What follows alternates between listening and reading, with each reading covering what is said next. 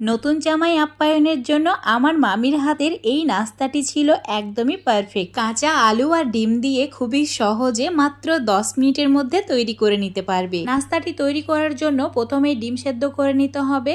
ডিম দুটো অল্প একটু নুন দিয়ে আমি সেদ্ধ করতে বসিয়ে দিলাম। তোমরা চাইলে এর চেয়েও বেশি ডিম নিতে পারো। ডিম যতক্ষণে সেদ্ধ হচ্ছে ততক্ষণে দুটি আলু ভালোভাবে পরিষ্কার করে ধুয়ে নিয়ে গ্রেট করে নিতে হবে। তো আমি একটা গ্রেটার দিয়ে আলু দুটোকে গ্রেট করে নিচ্ছি। তোমরা চাইলে যে কোনো বটি দিয়ে ছোট ছোট টুকরো করে আলুগুলোকে কেটে নিতে পারো। এখানে আমি দুটি ডিমের জন্য দুটি আলু নিয়েছি। আমার আলুটা গ্রেট করা হয়ে গেছে। 2-3 কাপ জল দিয়ে ভালো করে পরিষ্কার করে আলুটা ধুয়ে নিতে হবে।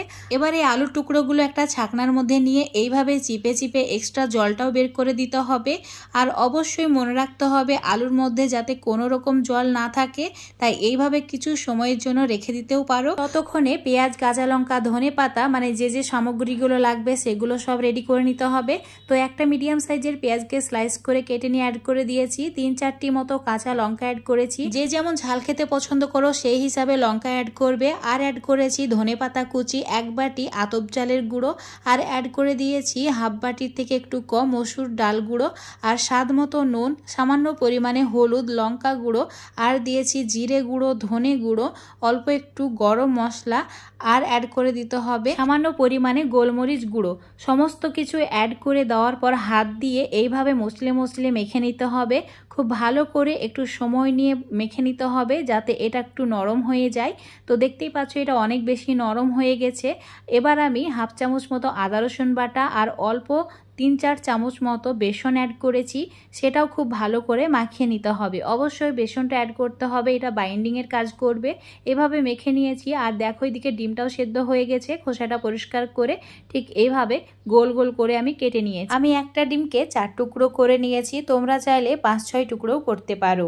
এবার যে মিশ্রণটা রেডি করে রেখেছিলাম এইভাবে একটু বেশি পরিমাণেই নিতে হবে।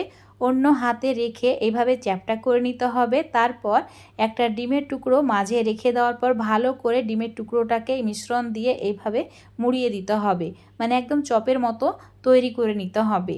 তোমরা চাইলে এখানে নিজেদের পছন্দ মতো গোল, লম্বা যে কোনো শেপ দিয়ে তৈরি করতে পারো। আমি এইরকম ত্রিকোণ করে তৈরি করছি। এটা দেখতে খুবই ভালো লাগে, অনেক লোভনীয় মনে হয়। তো আমি এই চপগুলো এইভাবেই তৈরি করি। এটা খেতে খুবই টেস্টি হয়। নিজেদের পছন্দ মতো অনেক কিছু দিয়ে তোমরা এটা তৈরি করতে পারবে। আমার হাতের কাছে যে মশলাগুলো ছিল সেগুলো আমি অ্যাড করেছি। তোমরা যদি চাও এখানে ম্যাগি মশলা বা চাট মশলাও অ্যাড করতে পারো। দেখো এটা আমার রেডি হয়ে গেছে। এইভাবেই আমি সবগুলোকে রেডি করে নেব। আর একটা রেডি করলেই সেটাকে ভাজতে হবে, এটা রাখা যাবে না, সঙ্গে সঙ্গে একদম ভেজে নিতে হবে। তো আমি তেল গরম করতে রেখেছিলাম, তেলটাও খুব ভালোভাবে গরম হয়ে গেছে। চুলার আঁচটা মিডিয়াম টু হাই রেখেছি। উল্টে পাল্টে এইভাবে লালচে করে এবার ভেজে নিতে হবে। একইভাবে আরও একটি তৈরি করে নিয়েছি, সেটাও কড়াইয়ের মধ্যে অ্যাড করে দিয়ে এইভাবে উল্টে পাল্টে ভেজে নেব। এটার কালার দেখবে একদম লালচে ব্রাউন কালার হয়ে যাচ্ছে, ততক্ষণ ভাজতে হবে। আর চুলার আঁচটা প্রথম থেকে শেষ পর্যন্ত মিডিয়াম টু হাই করে রাখতে হবে। তারপর একদম শেষে যখন লালচে কালার ধরবে চুলার আঁচটা একদম কমিয়ে দিয়ে 2-3 মিনিট ভেজে নিলেই হয়ে যাবে। দেখো কালারটা কত সুন্দর হয়েছে। এখন আমি একটা প্লেটের মধ্যে তুলে রেখে দিচ্ছি। এটা যে কোনো সময় মানে হঠাৎ বাড়িতে অতিথি আসলে, এমনকি রমজান মাসের ইফতারিতে স্ন্যাক্স হিসাবেও তৈরি করে নিতে পারবে। তোমরা চাইলে এই নাস্তাটি যে কোনো চাটনির সঙ্গে সার্ভ করতে পারো। এমনকি এটা এত টেস্টি হয় যে এমনি এমনি খেয়ে নেওয়া যায়। তোমাদের আমি একটা ভেঙে দেখিয়ে দিচ্ছি। উপরটা যতটা মুচমুচে আর খাস্তা হয়েছে, ভেতরটা তত বেশি সফট হয়েছে। আশা করছি আজকের এই নাস্তা রেসিপিটা দেখে তোমাদের খুবই ভালো লেগেছে। ভালো লাগলে অবশ্যই লাইক, শেয়ার, কমেন্ট করে দেবে। ফেসবুক পেজ থেকে দেখলে পেজটাকে ফলো করে নেবে। ইউটিউব থেকে দেখলে অবশ্যই চ্যানেলটাকে সাবস্ক্রাইব করে রাখবে আরও এরকম মজার মজার রেসিপিগুলো পাওয়ার জন্য। তো বন্ধুরা, রেসিপিটা ভালো লাগলে বাড়িতে অবশ্যই একবার ট্রাই করে দেখবে, তারপর আমাকে কমেন্ট করে জানাবে।